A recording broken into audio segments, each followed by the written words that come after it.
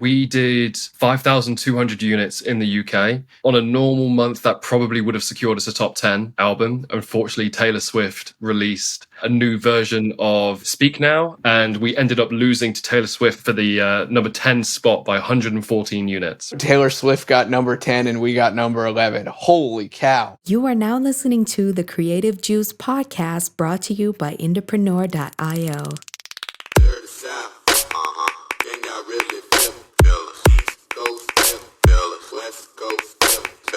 What's up, Indies? Welcome back to Creative Juice.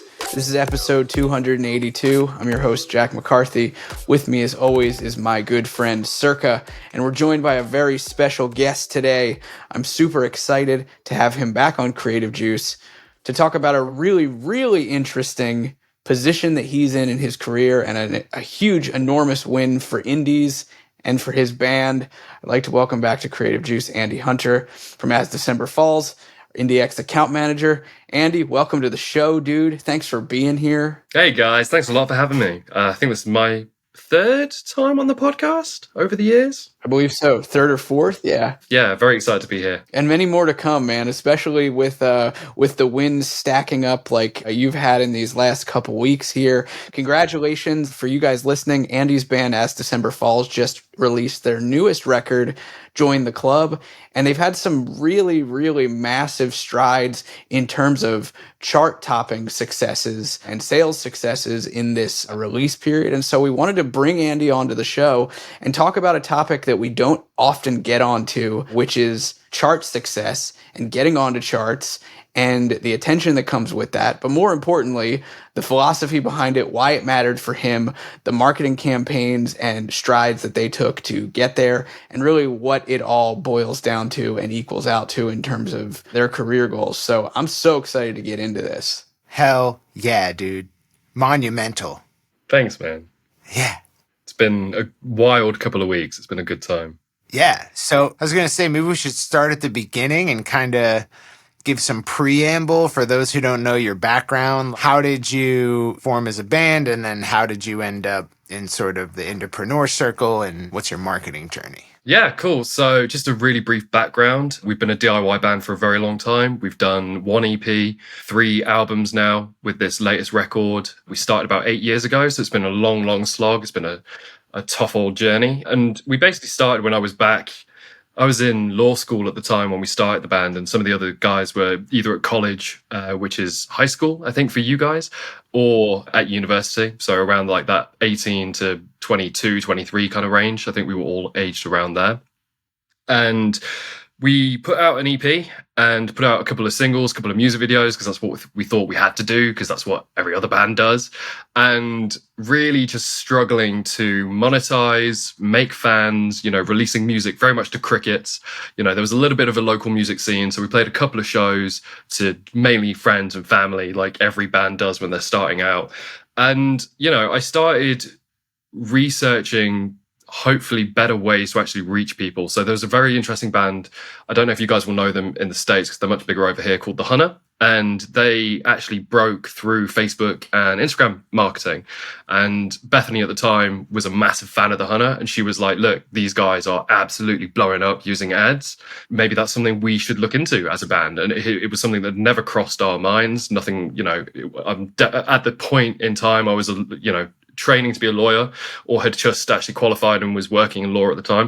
And it had been something that I've never really looked into, but really starting to delve into an online rabbit hole of marketing for e-commerce more than anything. I found Digital Marketer. I stumbled across Indepreneur, and I think I was probably one of the earliest people to take the Fan Finder course before Indie Pro was even a thing. And that was back in 2018, and really just started growing ads, using the strategies that I'd learned from Indepreneur and from Digital Marketer and whatever else I could find online that seemed like a good fit. I was listening a lot to the Digital Marketer podcast and some other podcasts as well, just really trying to get as much knowledge as possible, and really just went from there. We've run loads and loads of campaigns over the years. I've spent far too much money on Facebook and Instagram, but we've grown. It's a rite of passage. It is. It really is. And, I've made loads of mistakes as well, definitely with ads, but, done a lot of tour marketing, a lot of free push shipping and handling as a funnel to grow our customer base, and then a lot of retargeting to keep selling and make new stuff. essentially. Hell yeah. We've talked in depth about the tour marketing campaigns that you've run over the years, especially when it comes to booking your own tours, renting out venues, and kind of cutting out the middle people. So we'll make sure to link back in the show notes to those episodes where we've talked about some of the wins that you've seen there. For anyone listening who hasn't heard from Andy about that, those stories are particularly wild. But today, I'm really excited to dive into this newest record release for Join the Club and what you've done up to this point and what you've seen from the wins perspective and the successes of it. And, what goals did you hit? So maybe we rewind a little bit and just talk about where you guys were at the beginning of starting the process of recording this record and planning out, what exactly you wanted the launch to look like and what goals you were setting for it and why, and where does the chart success that you did see, and we can talk specifics on that and numbers if you want to, where that all kind of came into play and why. Yeah, sure, dude. So I'll take you back on a journey to 2 years ago when me and Cirque would be meeting for sprint planning for our respective projects. And we were trying to hit a certain amount of sales for our last album, Happier. And really off the back of that and the tours that we did that year, we started expanding out our team. Up until that point, it very much been just the four of us, booking our own shows, selling our own tickets, selling our own merch, doing really everything ourselves. And at that point, we started getting new members. So we signed a publishing deal with a rock publisher in the UK. We also got an agent for the first time, started playing festivals, started doing some support slots and just general bigger shows and, festivals, etc. Played our first festival in mainland Europe, for example, which was sick. And I think at that point, we were just looking at, where we wanted to go with this next album. And we started reaching out and speaking to a number of different parties in terms of like how we wanted to release it, what we thought would give us the biggest reach, the biggest chance for success. Spoke to a number of labels who came knocking after that second album. None of them made any sense. So we turned down, I want to say 5 or 6 label deals in that time period. And in the end, we opted for a distribution deal with Ingrooves, who are owned by Universal, and they're very much their own thing, though. So even though they're owned by a major, they are very, very separate. And had a couple of meetings with those guys, and they just got it. And I really, really like that about them, that they just understood what we wanted as an artist. They weren't pushy. I probably can't talk too much about the specifics of that deal, but it basically only lasts 12 months and we retain the copyright and the ownership of the masters. We decided not to take an advance from them, although they did offer one, and we ended up funding the third album in the same way that we funded the second album, which was through a PayPal loan that we took out against our previous sales through PayPal. And shout outs to payment processor funding. Yep. Love that. And it was great because we'd done it previously with PayPal, so we got a much better rate of because they don't technically charge you interest on the loan. It's just a set fee for the amount of money that you borrow, and we got a much better rate than we did for the first time. So, and it meant that we could negotiate with Ingrooves to bring down their percentage split for however long we're with them. So let's talk about that a little bit, because I think this is something that we don't often get the opportunity to talk about when it comes to record releases and album strategy and planning, is the funding portion of it. When you guys kind of had this opportunity to either take an advance from a potential partner or get independent financing, in this case through PayPal, what was the decision-making process like during that time? I remember you and I having extensive conversations about it, but to be honest, it feels like such a blur that I don't even remember the specifics. So yeah, it's really funny. You start a band to make music and as a creative, and very much over the years, I've turned into a businessman, which is something that I never aspired to be. It's just kind of happened along the way. So yeah, in terms of funding, so the offer that we got was either a 2-year term with an advance at a higher split at the other side, but we'd also have to move the back catalogue over. So at the moment, our back catalogue is owned by us. We've got it with DistroKid. So we pay them $30 a year, whatever it is, and we keep all the royalties. Whereas the offer was, if you want the advance to fund the album, you've got to bring over the back catalogue and we'll take a higher percentage cut for 2 years, versus having no advance, we'll take the album for 12 months and it's a lower percentage split. and you can keep the back catalog where it is, which at the end helps with cash flow. And so when I was looking at that, I did the maths and worked out where we'd end up losing more money. And it actually made more financial sense to just get the PayPal loan, pay the PayPal fee, and keep the back catalog where it currently is. Yeah. At what point when you were gearing up to do another album, kind of paint us the picture of how charts became part of the goal set? So we kind of did it a little bit backwards. We started recording the album over summer because we knew whatever happened, we would be making a record, regardless of where we ended up, whether we signed with a label, whether we did it independently, whether we signed with a distributor or whatever we did, there would be a new album coming out this year. So we'd already started recording. And I think by the time that we actually signed the InGrooves deal, we had finished recording the album. It was already made. It was done. We were just in the process of getting it mixed and mastered. And at that point, I was having conversations with several people about our previous sales numbers, what we might be able to project from our future sales numbers. And at that point, I was, getting information from friends that I've made. Tim is in the indie pro community. Shout out to Tim. We love Tim. He's done some incredible work with the label that he works with, but also with his wife's project, and has done some serious damage both in the label world and in the indie world. And he was just, he was the one. We had several beers and we're talking about what I would need to hit basically to chart. And I was like, I think that's actually achievable. I think that's an attainable goal maybe for this one based on our previous sales, and also comparing to like how much the fan base had grown since the second album and how much our email list had grown, how many more customers we had. I thought it would be an attainable goal, maybe to hit top 40 in the UK. So at that point, we started doing our research and again, asking around. Tim was really, really helpful. Our publisher was really helpful in terms of explaining the process of how to be chart registered in the UK. So there were a couple of different avenues that we had to go down. One was working in, I think it's different in the States, but I might be wrong on that because it's not something that I've done before. But in the UK, you can't self-fulfill your own physical copies and have them chart registered. They have to be fulfilled by a chart registered fulfillment company, essentially. So we ended up working with a company called #Warehouse. They do loads and loads of great independent bands like Enter Shikari. Those guys are absolutely amazing. And so they fulfilled all our pre-orders for week one, essentially, and made sure that they were all registered towards the charts.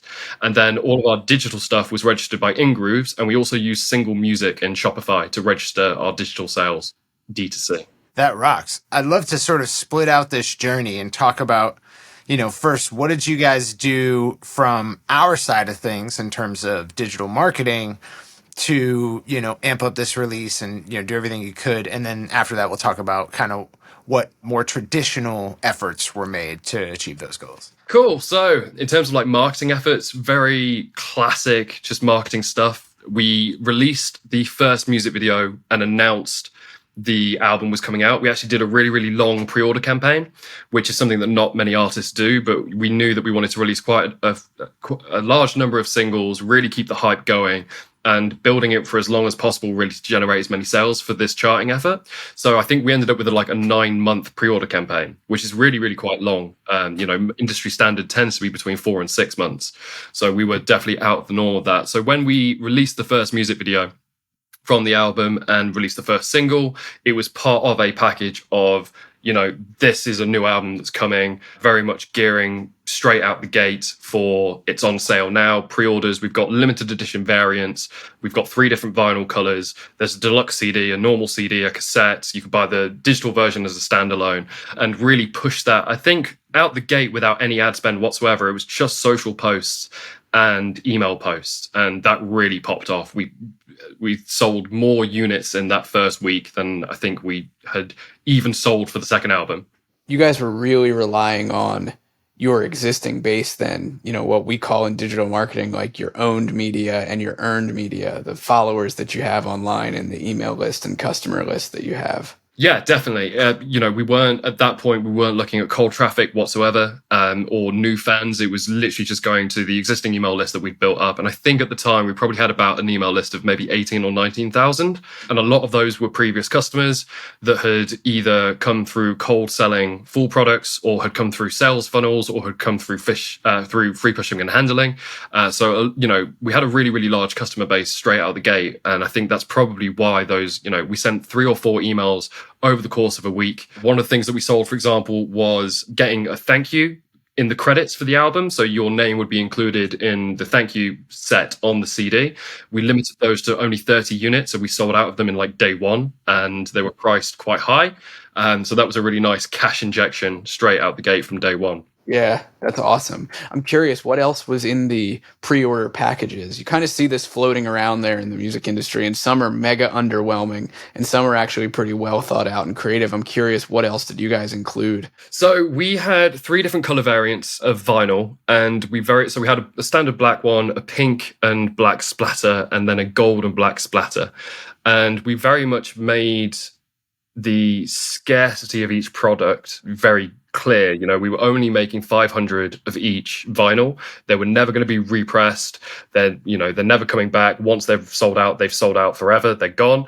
And what we really saw was like that really nice domino effect of once one variant went, then it really pushed the other remaining 2, and then the second one went, and then finally that third variant we sold out 3 or 4 weeks before the album came out. I think in hindsight, I probably underestimated how much vinyl we were going to sell, and I probably could have done a 4th variant and done another 500 copies. But you live and learn, you know? Yeah, it's also cool that you had this sort of snowball or domino effect where the news of one selling out drives the urgency to sell out down the line. I think that's super cool, and something people could learn from is that looking for opportunities to bake in psychological principles of influence throughout the campaign is great. It gave us an opportunity to actually speak about the album again in a fresh light without feeling like I was just saying the same thing at time and time again. So every time a variant sold out, I could be like, this just sold out. Thank you so much. It's absolutely nuts. Like the amount of support that we've got. These 2 variants are down to like the last 100.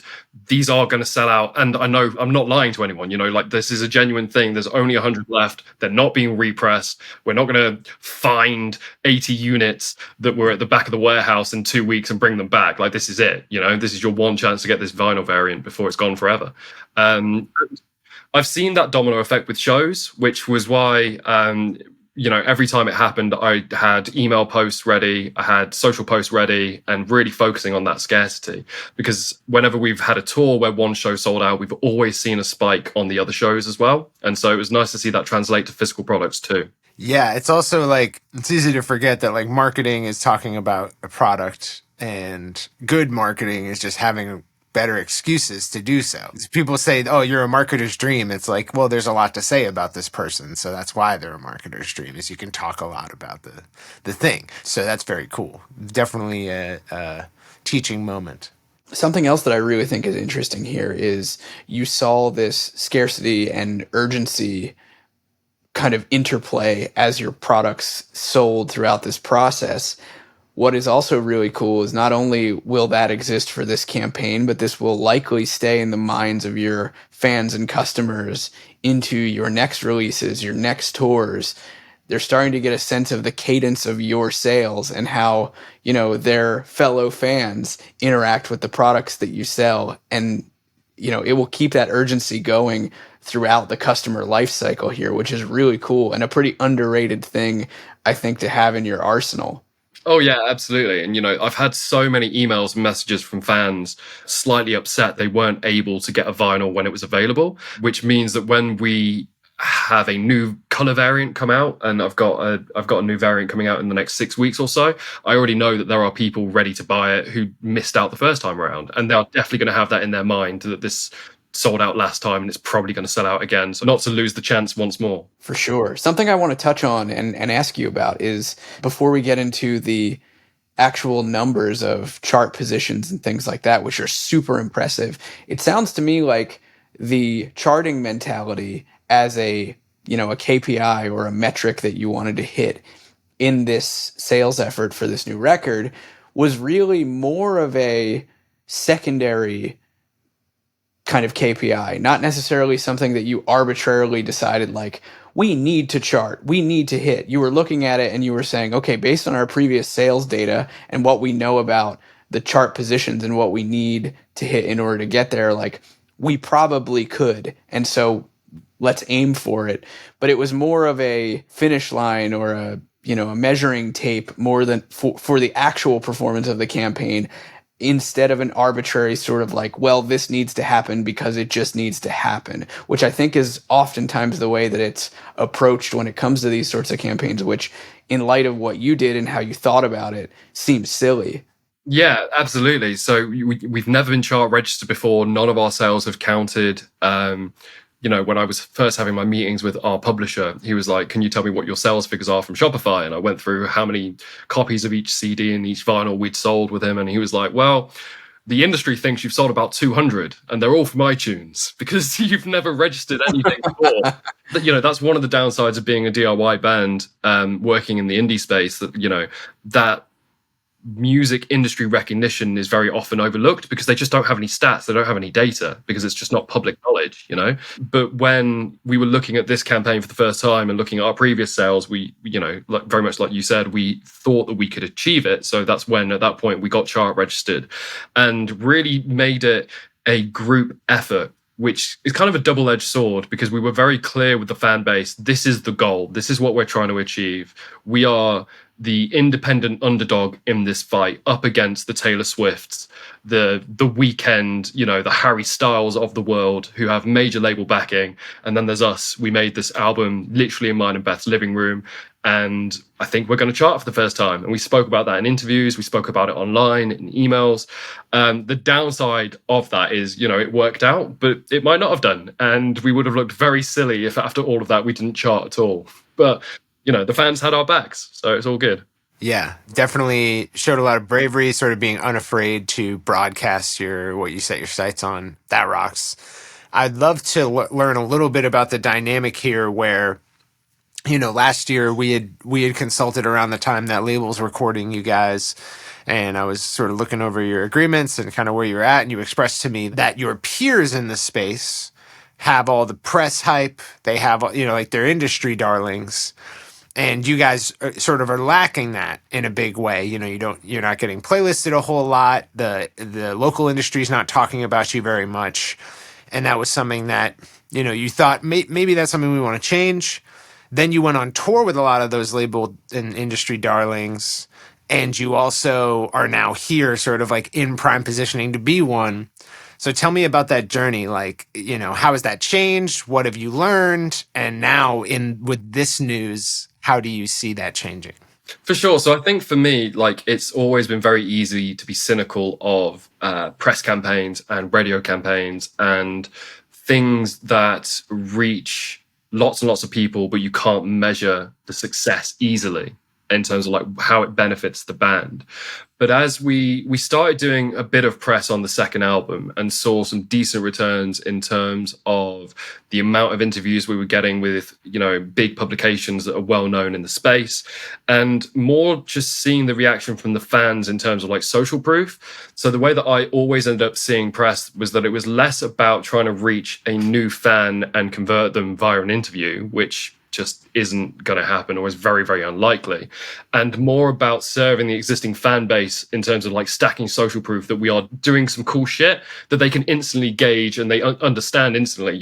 Someone who's grown up reading Kerrang magazine to see us having an interview with those guys, they're going to be like, that's fucking cool. I grew up listening, reading that magazine, listening to their radio station. And it affirms in my mind that the band is on a journey and is getting bigger rather than trying to convert new people. It was always more about that for us. But for this album, we finally thought that we had enough to talk about, like you said before, in terms of being a marketer's dream. There's enough story here for publications to sink their teeth into. And I think a big mistake that I made and the other bands that are smaller make is that they hire press agents and radio pluggers too early in their career, where there's no story, there's nothing to talk about, and then they're disappointed with the lack of results.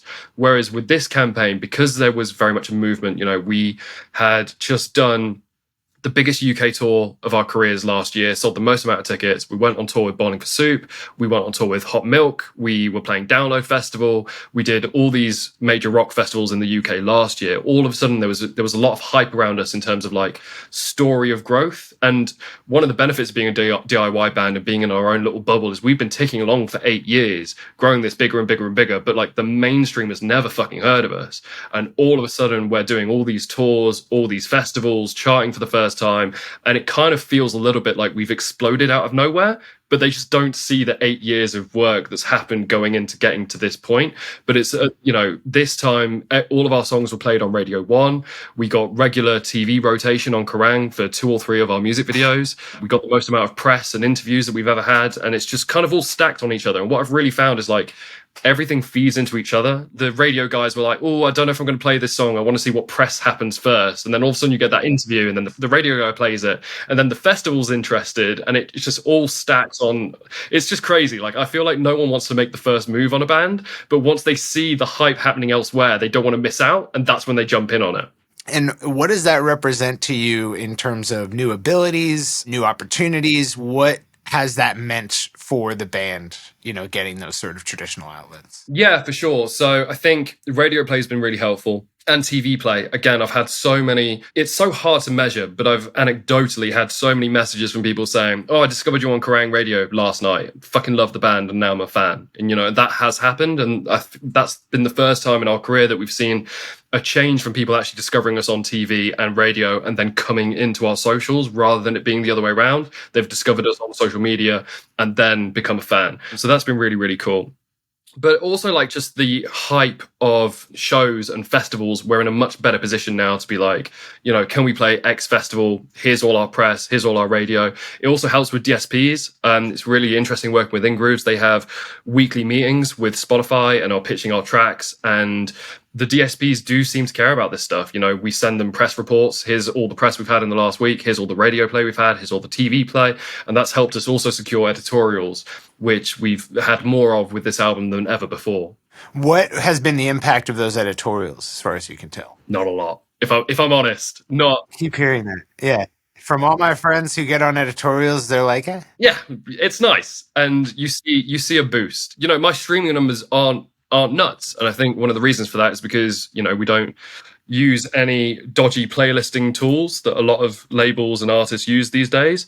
Our streams have gone up, but, we've only got, in the last month, 85,000 monthly listeners, which when you compare that to the amount that we sold to get into the charts, seems a bit crazy to the major industry. I've had a couple of meetings this week with labels, with management after the chart position last week, and several of the comments I've had back was, I just don't understand how you sold so many units when it's not in line with what we'd expect the rest of the socials to look like. And that's because an artist might have 4 or 5 times the amount of monthly listeners on Spotify, but they can't sell shit. They can't sell tickets. They can't sell physical copies. And it's because, it's all fake hype that's been built with bots and playlists. So your answer to the music industry is it doesn't add up how this worked. It's just like, yeah, we know how to sell. And it's because it's legit. If you look at it and say, well, there's 85,000 people listening to us in a month and 5,000 of them bought a copy, like that checks out. What actually to me is being not legit is if you have 1 million monthly listeners and you can't sell 10 t-shirts. Yeah, one of the things that first made me so curious about digital marketing when I was first learning it is these people are quite demonstrably 9-figure chads, and I've never heard of them before. I don't know who they are. And it just made me realize how little a successful business has to do with worldwide recognition. And the dollars and cents don't usually match up. And that's across the board. That's not just in the music industry. It's everywhere. It's the more famous you are on the surface, the less confident I am that you're doing the best job you can of converting that attention into dollars. From a business perspective, what do you find is the difference between you and your peers, at this stage in your career? I probably have to be careful with what I say because you don't want to badmouth anyone. I don't want to badmouth anyone. Yeah. It's conversations I've had with people in trust, but, I know artists on major labels who sell more tickets and sell more merch than we do, and who, from all appearances, are much, much, much, much bigger than we are. And I guarantee that we are doing 4 to 5 times the amount of revenue that they are, and they're broke and they're hurt. And they're struggling because they signed with a major and the deal sucked. And yes, they, like you say, they look really famous and everything's going great in terms of numbers, but they're not seeing any return on it because it's being stolen by someone else, Yeah, before, when I was young in this game, I thought digital marketing all the way up, direct response is the only way. And now where I find myself today is like, it's much more about sequencing. It's like Madison Avenue style, like branding is appropriate for certain businesses, but oftentimes those businesses have gotten to that point through direct response or through, compelling offers. And it's not that it's like completely inappropriate at all times. It's just about sequence. It's just about when does this happen? Absolutely. Yeah, it's not unlike what you mentioned, Andy, about like the biggest mistake that you see other bands and artists take with press is that they do it too early.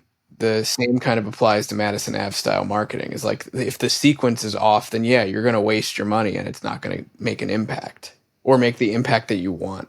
Yeah, it's sort of like that's why basically like for all intents and purposes, direct response versus Madison Ave is, music industry only markets Madison Ave. So like all of the traditional trappings of music industry marketing is that sort of branding push. And it's very inappropriate for a label, I feel, to like take on a new act and pump huge budgets into them with that before they have a foundation, but that's like kind of what goes on most of the time.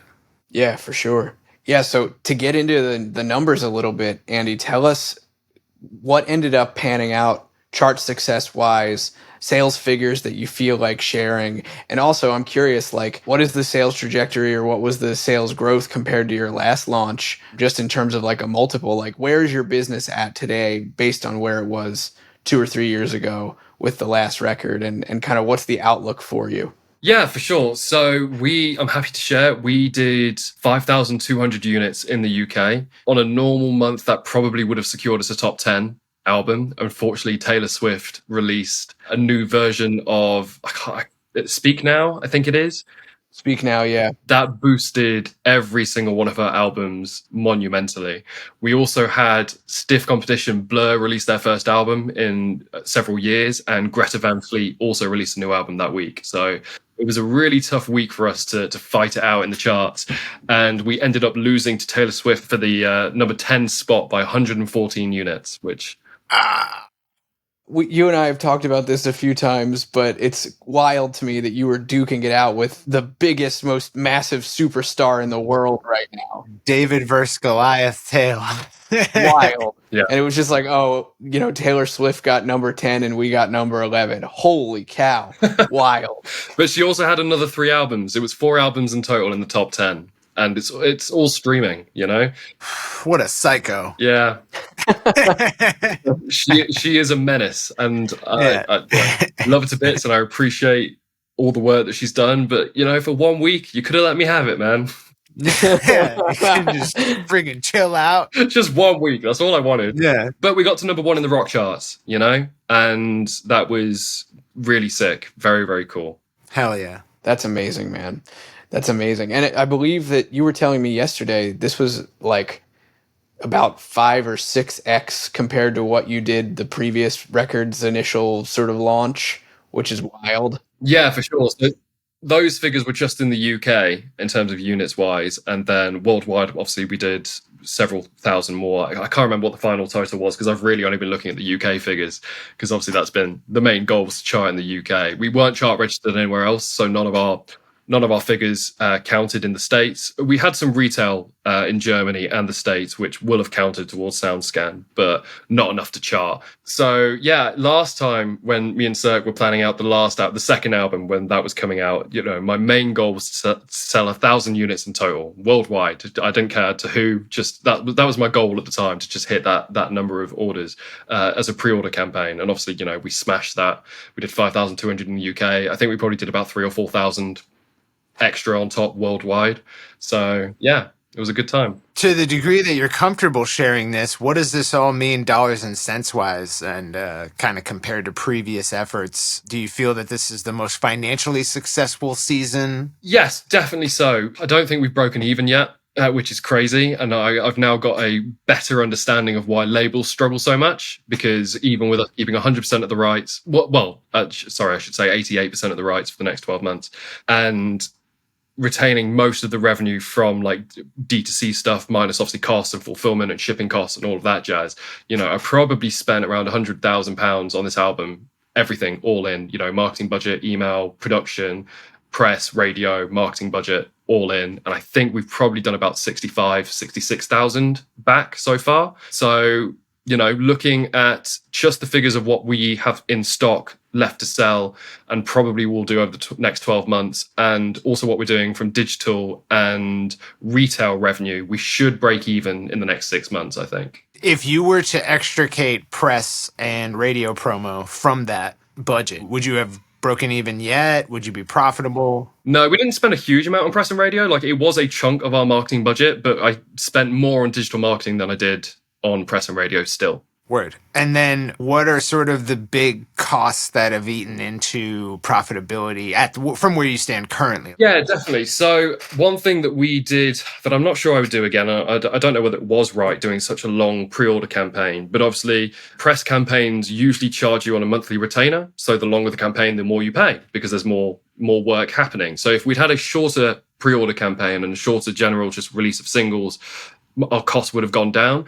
We released, I want to say 6, maybe 7, if I'm remembering correctly. No, I think it was 6. I think we did 6 singles from the album, all with music videos that were quite highly produced, that we invested quite a lot of budget in. The reason for that is because I've traditionally used music videos as ads, and I found them to be the best performing piece of creative that we can make as a band.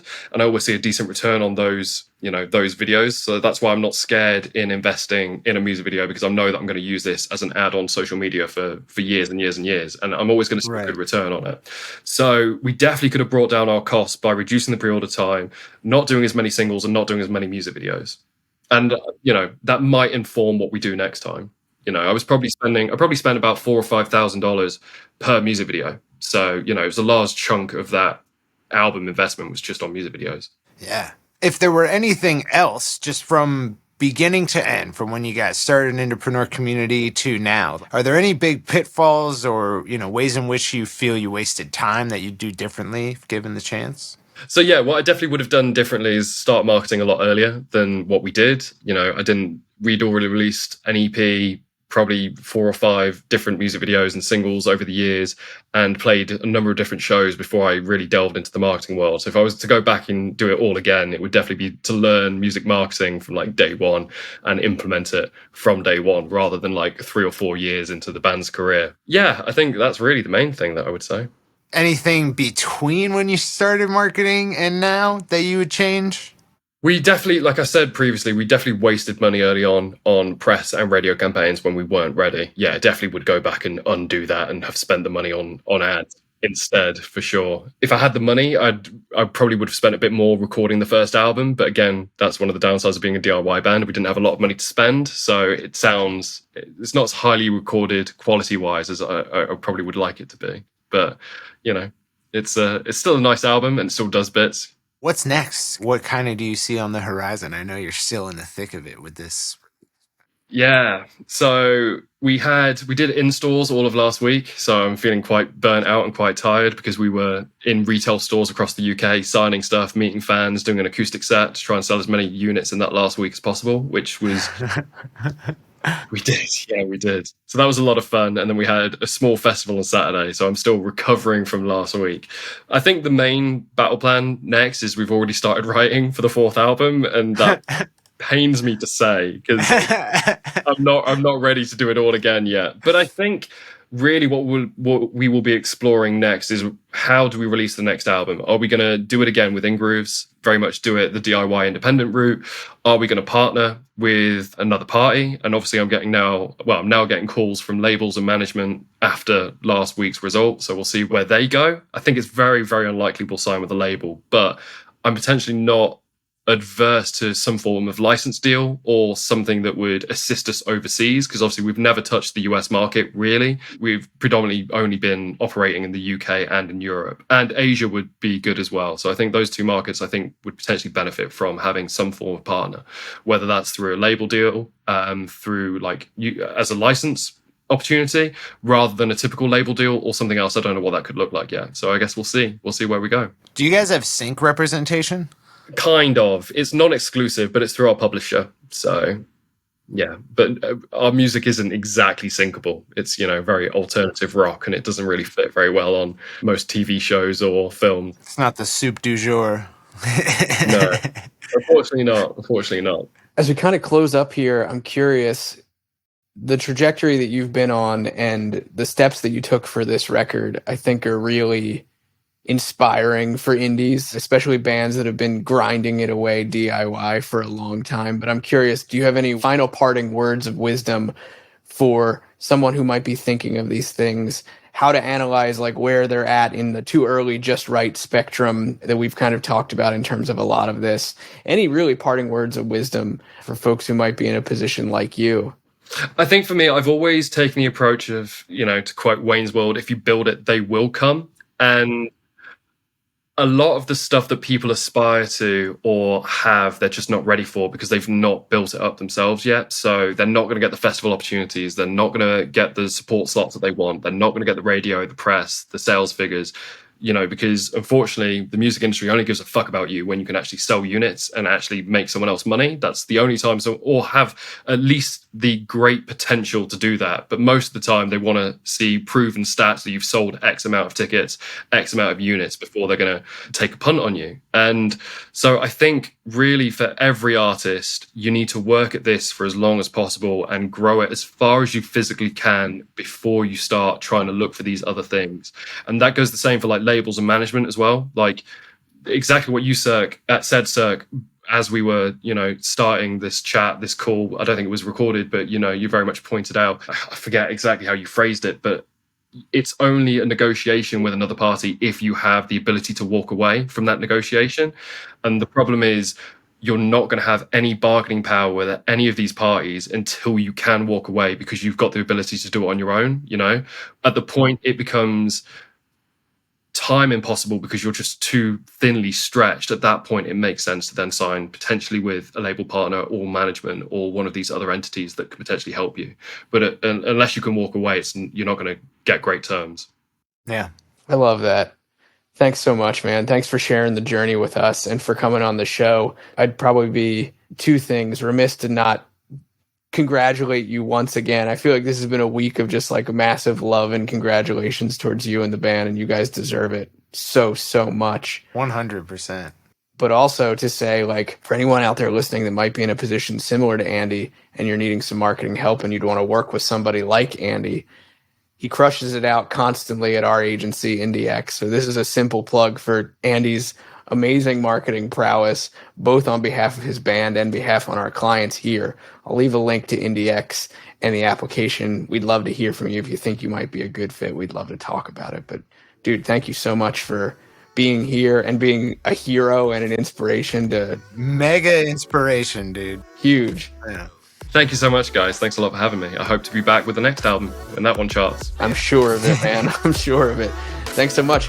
Hope you guys dug this. We'll see you next time on Creative Juice. Peace out, Indies. Can y'all really feel us? East Coast, feel us, West Coast, feel